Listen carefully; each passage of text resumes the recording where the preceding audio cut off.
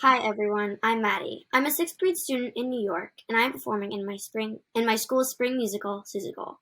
As a young performer, it's especially exciting to be here today with actress Candace King. Anxiety is something that I'm working to manage with clinicians at the Child Mind Institute, and today we're going to talk about the pressures of growing up and how therapy can help as a part of the Child Mind Institute's You Got This campaign. Candace, thank you for joining me. Thank you for having me, Maddie. I'm so excited to be here with you today. What was school like for you as a kid? I understand that sometimes you felt lonely and like you didn't fit in. Why did you feel that way? When I was young, there wasn't a lot of talk about therapy or trying to understand my feelings. Yeah, it just was different. And so I felt like what I think a lot of kids can feel, which is when you're feeling something that you're the only one feeling that. And then there's no possible way that someone else is feeling that. Like if I felt left out of a birthday party, or I thought maybe someone was saying something behind my back because I saw people whispering and just assuming that it's got to be about me, I just was constantly just overwhelmed by these feelings of just trying to fit in and make friends and do everything the right way. And instead of kind of opening up and sharing with other people that I was having those feelings, I would just kind of bottle them in, which doesn't really help. So I definitely struggled with, I knew that I had these feelings and I knew that there was a way to understand them. I just didn't know, I didn't have the tools to do that. And that time when I was a kid, there wasn't really talk about, tools on how to do that. So I kind of found my outlet with music. I was singing, I did a lot of music. I did a school play when I was a kid, and watching movies and television helped me make sense of some of the feelings that I was having at the time. But I wish I had someone to talk to. I understand that. Before I started my therapy, I found it really hard to be able to, and I thought I was the only one. I found it really hard to be able to manage the feelings. So then, all right. Was it hard for, was it hard to ask for help when you were going through those challenges throughout your years in school? It was. The way that I found help was through writing. So before I was acting, I actually did music as a kid. I wrote songs, I performed them. I would perform at fairs and Battle of the Bands, and that was kind of what I thought I was going to be doing with my life. And so I put pen to paper, and that really, really helped me. And so that was my outlet for a long time. And I didn't really start therapy until I was older, until I was like 18 or 19 years old. And that really then opened things into a whole different way. But writing is still something, even to this day, when I'm feeling overwhelmed by feelings, I set a timer on my phone and I just like scribble, scribble, scribble, and free write as much as possible just to get the thoughts and the feelings out. And it just helps me feel a lot lighter. Yeah. When did you start therapy and what was it like? I was 18, um, and I was living in LA, and I just was very overwhelmed. I found myself to be a kid around a lot of adults, because at that point, I was really working hard to have a career in the music industry. And so I had a friend at the time who she's an actress. She was on a TV show and she went to therapy. And I was like, well, maybe that's something I can do. And so I actually met with her therapist and was like, this is cool. I like this. This helps. I am a talker. If you can't tell, I ramble, ramble, ramble. When I get overwhelmed, you can see I get a little like rashy, which I'm doing now because I'm a little nervous. Um, and and being able to know that I had a place to kind of get all my scary thoughts out and all my anxieties out and kind of make friends with them in a new way, really changed everything for me and how I was able to handle overwhelming situations. And I've been going to therapy ever since. Different therapists, but even today's I feel like I always end up going on Tuesdays, but today was my Tuesday therapy session this morning. What has therapy helped you with in particular? I have found that I've met different therapists in my life that have come at the right time.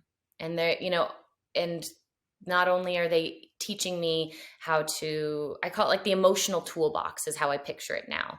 And so I go around to like each therapist that I meet and I collect different tools. Like I don't play video games, but I imagine that there's probably a video game where you have to each level, you like collect different coins and you collect different like bows and arrows. Like that's how I feel my journey in therapy has been. So I had like a therapist when I was 18 and 19 who helped me kind of understand some of my bigger feelings that I had when I was a kid that I didn't understand.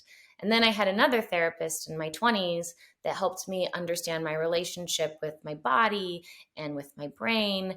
And then I've had a relationship as an adult that has helped me understand parenting and how to, make friends with parts of myself that I've tried to, hide or be uncomfortable with. So I have all these little like cool, each level I just collect and collect and collect. And then I have this grand, cool toolbox of ways that I can, walk in the world and handle my emotions better, hopefully. And that's what I feel like I've taken away from therapy. Yeah. Is there anything you'd say to a kid who is thinking about going to therapy and might be nervous? Oh, yes. I get nervous whenever I meet a new therapist, and it's kind of weird, you know? You go and sit down with this stranger. You're supposed to tell them like, all these really vulnerable things that feel scary to share with someone. You have to really trust someone. I think for people and for kids that have experienced, first of all, I think a part of you has to want to go. You have to want to be there. And even if you don't want to be there, just even like a little part of you is hopefully wants to be there. And also, you don't have to automatically like the first therapist that you meet. There's so many therapists in the world. So if you sit down with someone and you're like, no, they make really bad jokes and I need someone who's really funny. I need a funny therapist.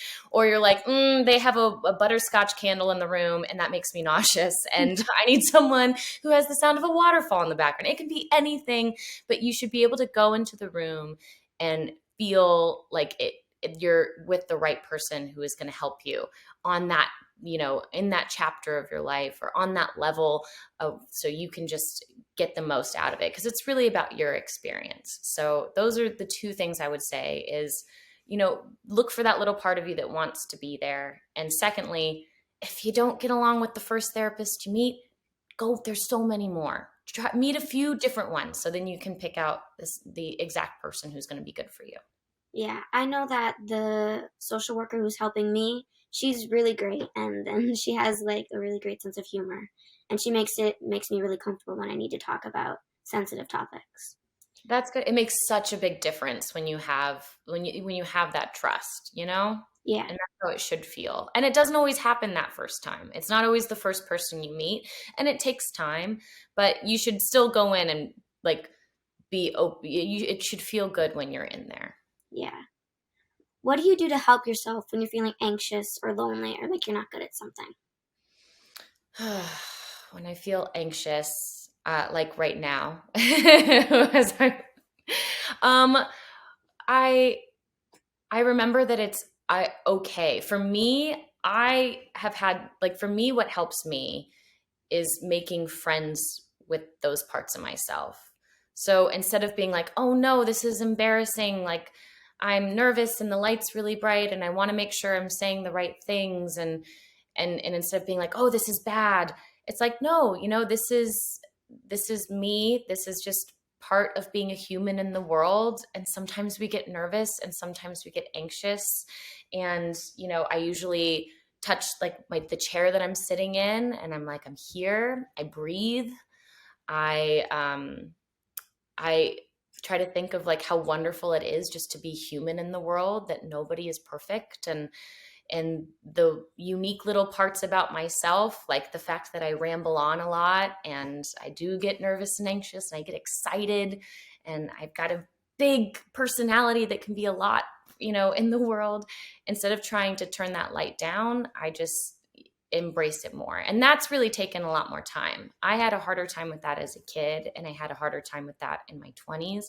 and now I'm an old lady in her 30s, Mm-hmm. and and it's gotten a lot easier to make friends with all the parts of myself, the parts that I've loved, and then the parts that I've had a more difficult time embracing.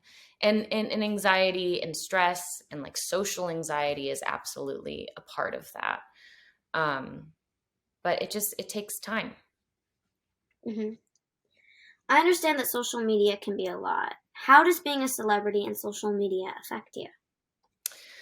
Social media can be a lot. That is, I mean, I am in awe of your generation. Like, you guys are all going to save the world and change the world, and you already are changing the world. Um, and the one thing that's so incredible about that is the power that can come from social media and technology, and like the fact that we're able to do this right now. But also, social media is very overwhelming. It's it can be very bullying. It can be very like all consuming. And even as a grown up, I've had to really look at my relationship with social media. Because I worked on a show that had a lot of people watch it, I have a lot of people who follow me. I've been really lucky, and I'm going to knock on wood that I get a lot of really kind comments. So that's been really wonderful. And I know that not everyone always has that experience. I also don't read a lot of the comments. I'll only open myself up to that when when I'm like prepared to do that, because I know that I can read 100 nice things and I'll look at that like one bad thing. It can stick with me all day and all week. And I would rather enjoy my day and enjoy my week and not get kind of thrown off just by something that a lot of these, you know, that someone said that I don't even know, that doesn't really affect my real life. Um, so when I find social media being overwhelming, I usually then just phone a friend, phone a family member, go for a walk outside. Um, those things kind of bring me back to my like present moment and just appreciate what is real, because so much of social media is not real.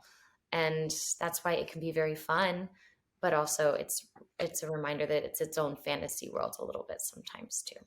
Yeah, sometimes for me at least, if I just separate myself from something that's negative that I've trapped myself in, I find myself realizing that it's just like what you mentioned with the bad comment. It's one person out of so many people that like all my friends and my family members. And it's really important to realize that not everyone's opinion should be like the only opinion that should matter is your own. And you should always keep that your self-esteem high so that you know how to manage those anxious feelings. Yes, 100%.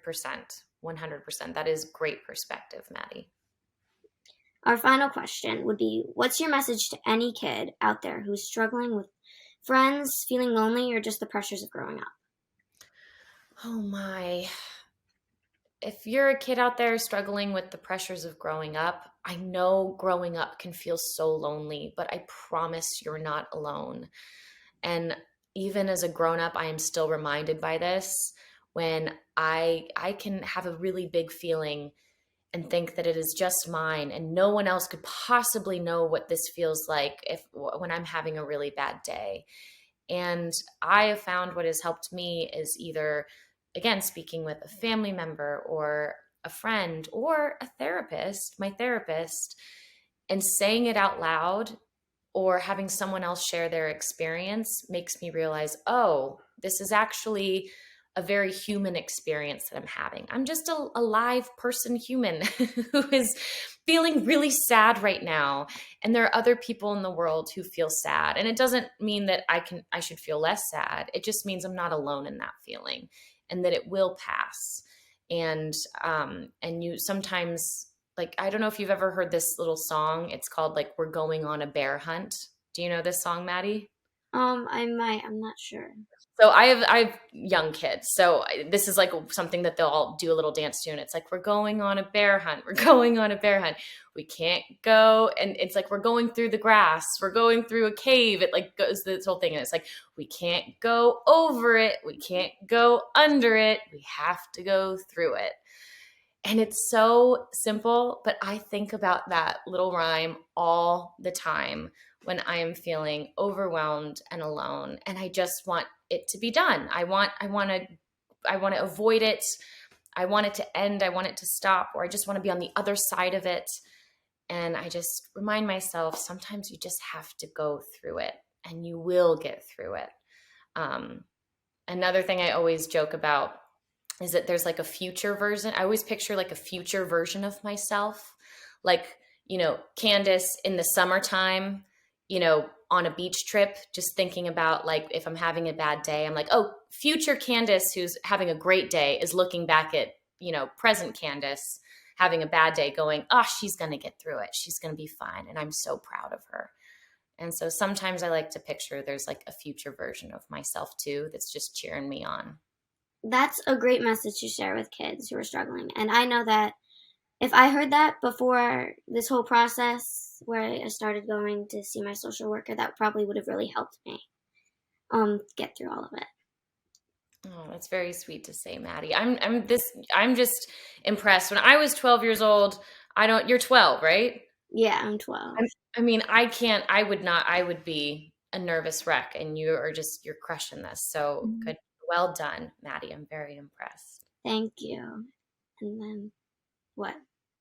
Okay, sorry. You're fine. Okay. All right, thank you for joining me. It was great being able to meet you and talk about all of this.